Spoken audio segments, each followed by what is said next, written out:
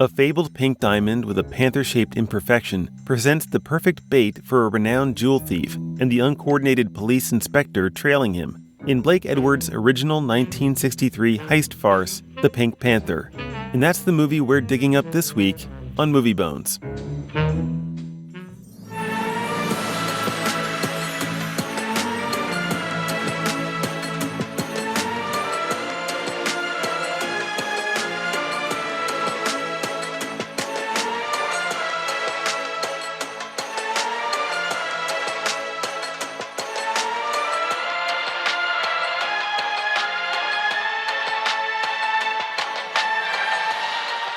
Inspector! Buongiorno. Buongiorno. Oh, well, anyway, I understand you already know Signor Tucker from Lloyd's of London. Hello again. Hello, Albin.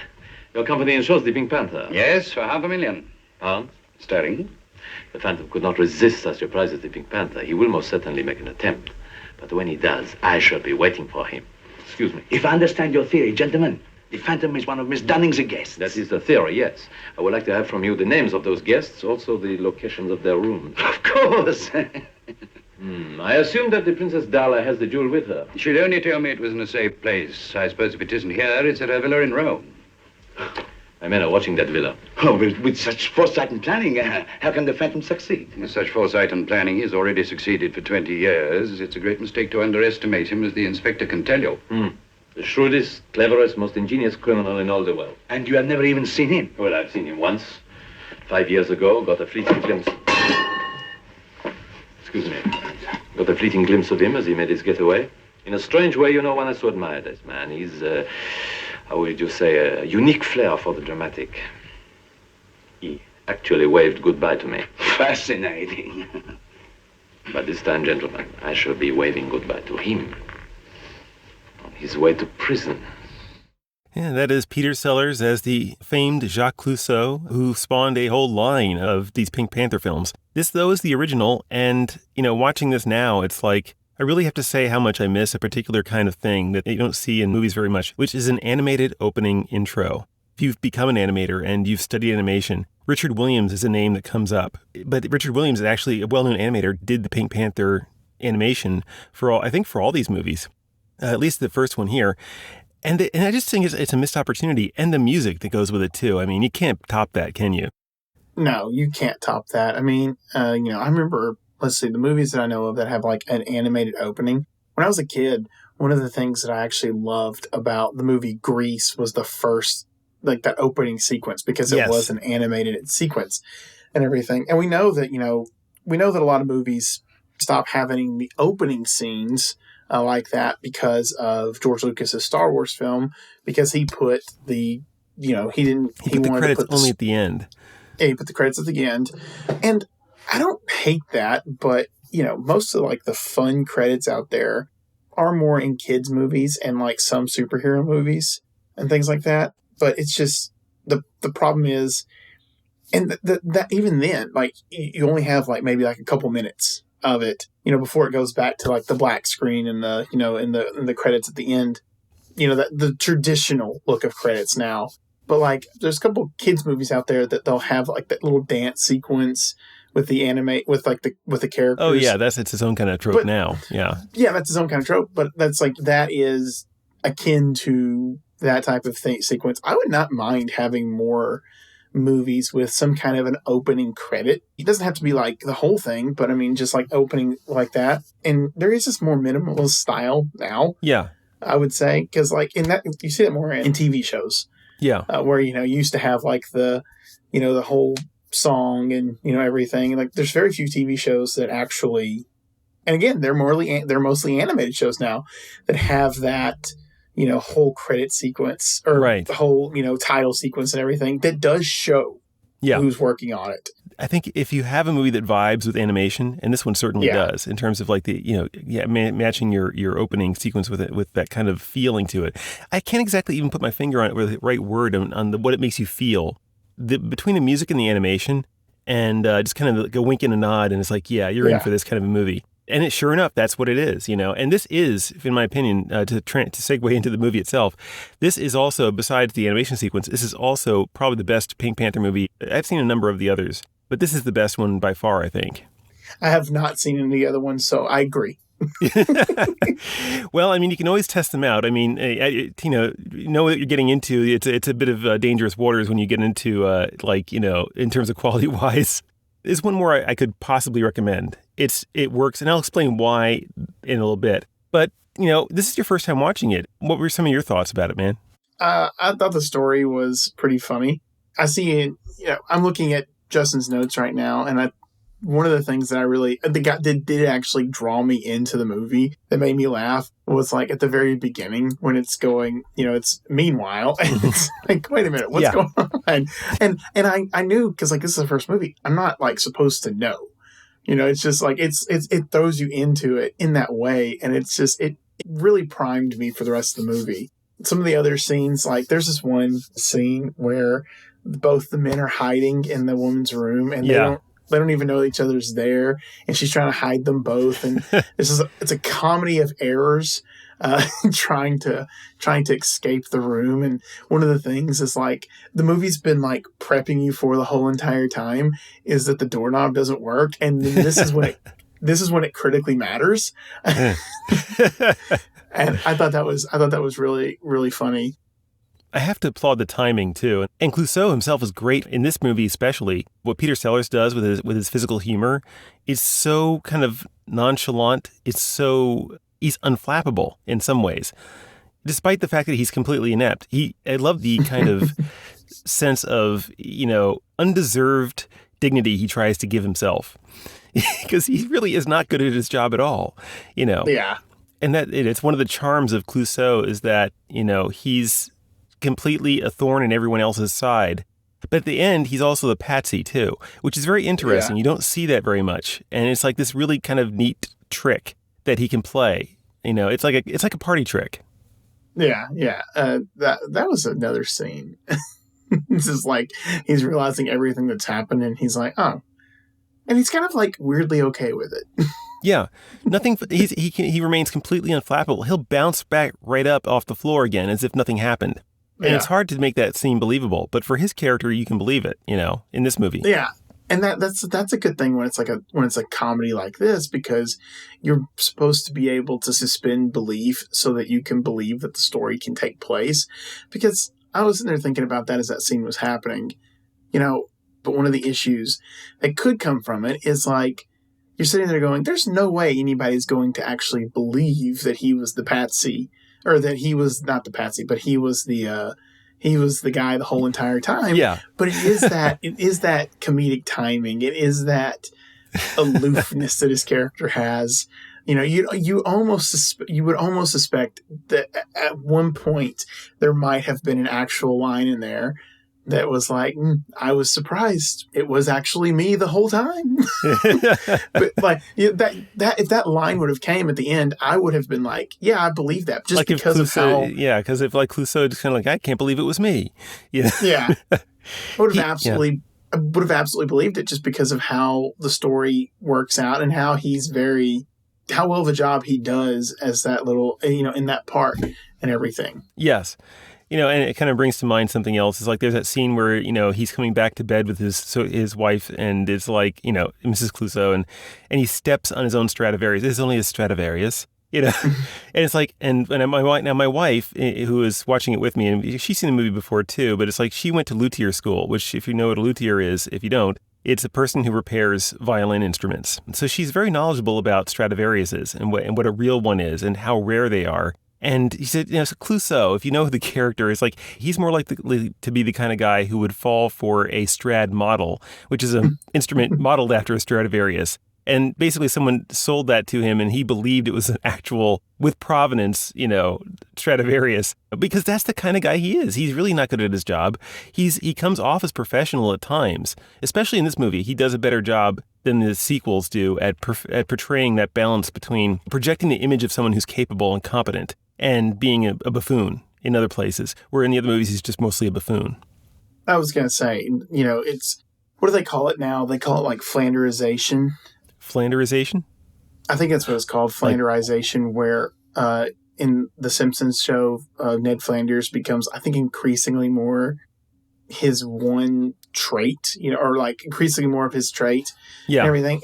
What I mean is, like, you can see it happen in different shows. Like, a character will take on the personality that had made them popular in the first place. Yes. For instance, in The Big Bang Theory, for anybody that's ever watched that, Sheldon's like autism starts to take center stage. The same thing happens with characters in other shows. The Office, Kevin Malone, the main character, one of the characters, he becomes, more stupid. Yeah. And like purposely so as it goes on. It's because you've either kind of hit a wall with writing characters like that, or there's really nothing else for them to do other than, be that. And so maybe that was the case for Clouseau. It's like, well, we've done this other bit. We can't really do that bit again, but the buffoon bit can stay around forever. Oh, yeah. I could add to the list of, like, if you're familiar with the show Monk with Tony Shalhoub, Monk is the character who is, he's struggling with this condition, OCD condition, the severe OCD. And for a while, they take it seriously and they balance it very well with the other elements, with the comedy and the drama aspects of it. And after a while, they just kind of lean into it's OCD, har, har, har. Isn't it funny? I think you've hit on something there. There is a trend that, especially in TV shows, it happens. But even in serial movies like we're seeing here, and I would add to the list for, like Pirates of the Caribbean, too, in a different way. The way they kind of take, after the first trilogy of movies where they had at least all three characters, it's like you had this balancing act between the three of them. And the first one's still the most successful, in my opinion. But after that, they tried to make Captain Jack Sparrow just kind of center the movies around him. And I think, and this goes back to what I said about the party trick, Clouseau is kind of a neat party trick. The way he's able to pull off his part of the movie. But he acts as a foil and a counterbalance to something else that's even more important or even more central to the story than he is. And once you take away that other aspect, it kind of like loses it's kind of like having 2 hours of a party trick. The first few times is interesting, right? And you can even get away with it a few times. But if you try to stretch that over the course of an hour, you got a bit of a problem. And I think that's kind of what they run into with that as well in later movies. But in this movie, for what it is, it works really well. But what's the counterbalancing element in this movie? I didn't realize this, but he's even more important the second time I watched this to the whole thing working than even like Jacques Clouseau's. As much as we're like, throwing accolades on Peter Sellers, and he deserves it too for this. He's brilliant in what he does. But David Niven, he's just the suave. He's got to carry the load of the dramatic part where he's got to play the straight man to Clouseau's, buffoon. And he's got to do it while he's got this kind of tension between him and the princess who he's trying to actually lift the diamond from. He's got this neat dialogue stuff he's going on. It's actually much more interesting on a kind of cerebral level than just what Jacques Clouseau was doing, which I think is critical to this movie's success. I'm going to give like one little, I don't want to say critique, but this is another instance where a lot of characters can kind of look alike at times, that if you're not paying enough attention, you're going, okay, who is this person right here and why are they doing what they're doing? I got confused at one point with like who was with who, basically.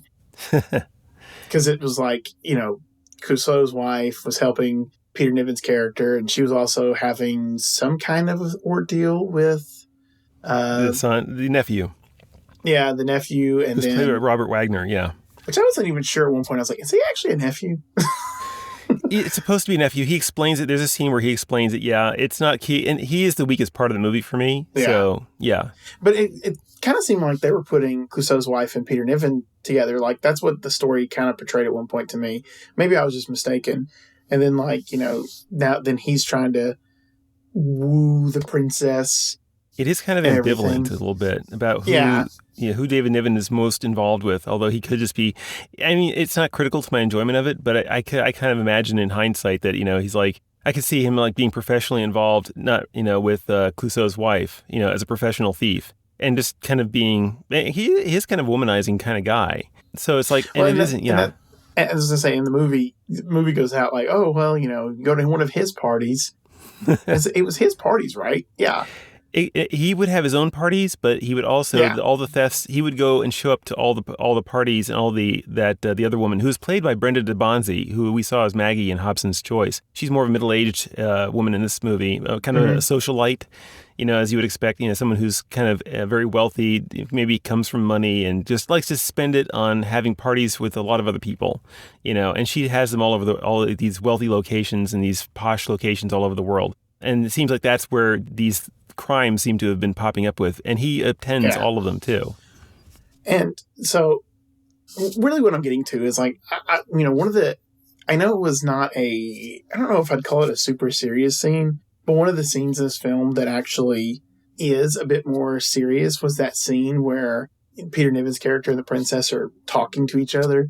And it's just them in the bedroom and everything, or the hotel room. Yeah, the yeah, bedroom. with the tiger rug. Yeah, I really like that scene because it kind of like, it really fleshes out his character. It does. It makes her character important to the film and everything. Because, you have her in there already, but, she's very princess. Yeah. She's seen as more of a political figure, but, like, you get the person and everything. You understand, like, a little bit more of the characters there. And I really appreciated that scene because of that. There is this kind of like they're at odds at the beginning, and you can kind of see how they come together really kind of interestingly. And that kind of works really well for the way they kind of weave that into the plot because there's a scene where they're all gathered at this kind of by the fireplace kind of thing where there's a bunch of music and everything. And this social conversation going on, and you have, Lytton, Charles Lytton's kid, he's talking with the others, and he's saying, if it was me, if I was the Phantom, I would steal your diamond, and then we can have it together, and then you can get to keep it. I'll give it back to you, and then kind of like the insurance will pay us the money for it because she's under pressure to relinquish the diamond from her own personal collection to the nation from under whom she's now, I guess it must be in some kind of parliament or something. The international something is or other. There's basically an attempt to kind of make it more for the public, and she's resisting that because this is a gift from her father. So, but it kind of works into the thing. It's like at the end, it's like that kind of comes to fruition actually. And it's like that's kind of neat in a way. It's like he's actually telling everyone what is going to end up happening, although you don't realize it at the time. I thought that was kind of clever.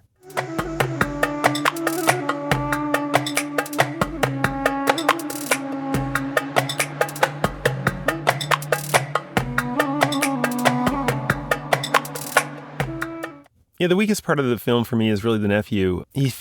Robert Wagner. I've never been a huge fan of his, and I actually didn't know that was him. I heard the name growing up because, he was in various TV shows and TV movies and whatnot, and his name would come up, and I so kind of recognized him at a certain age level. But this is going kind of back several decades, so it's like I'm watching it the first time. I was like, this I don't know who this is, and then I look at the cast list. And I'm like, oh.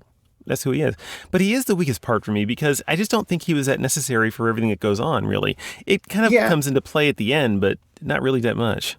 Not super much. Those, like, I guess those two scenes, like the one where he's in the bedroom or the hotel room as well, and they're trying to get around. That was funny, having that third person there. Yeah.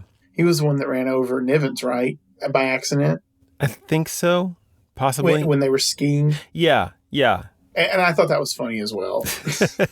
but other than that, that's the thing. Is like I kind of forgot about his character as the movie was going on. And at times.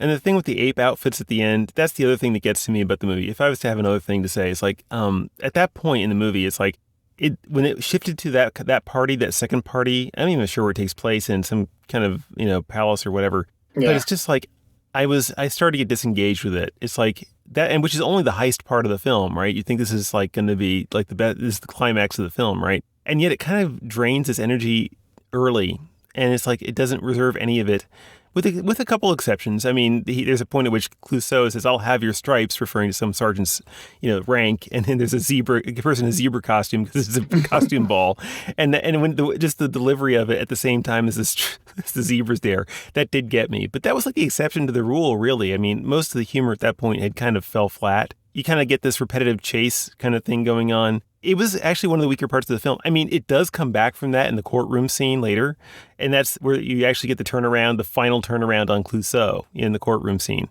And it's like that was actually that. Okay, you've gotten me back. You didn't fall down completely. You've gotten me back. Yeah.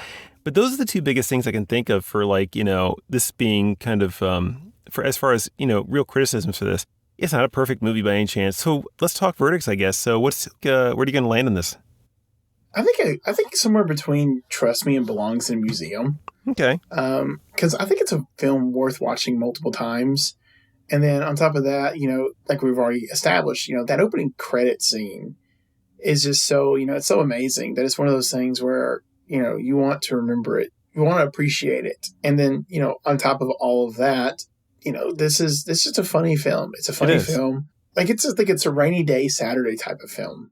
You could watch it multiple times. I wouldn't watch it multiple times in like a row or something like that. No.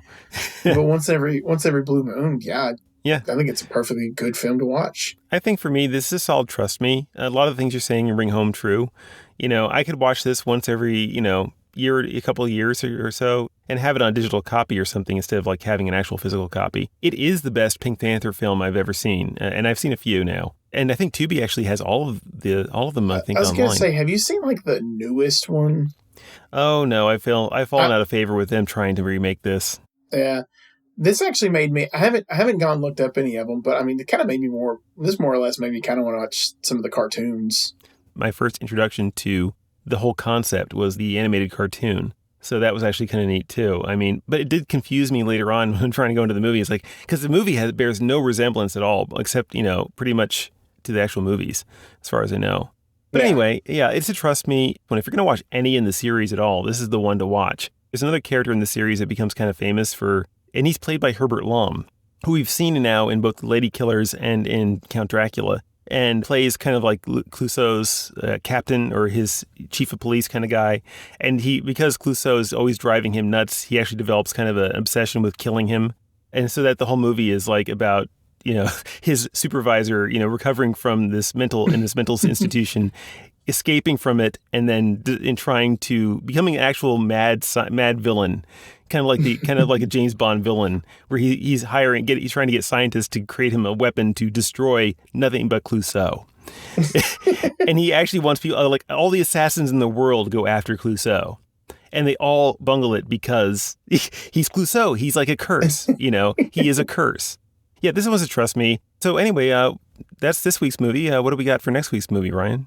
Next week's movie, I don't see, other than just the title, I don't see the It says, let me put it this way. A Martian princess and a doctor replace the women on Mars, destroyed by atomic war by radiating Puerto Rico, while a shot-down android terrorizes all.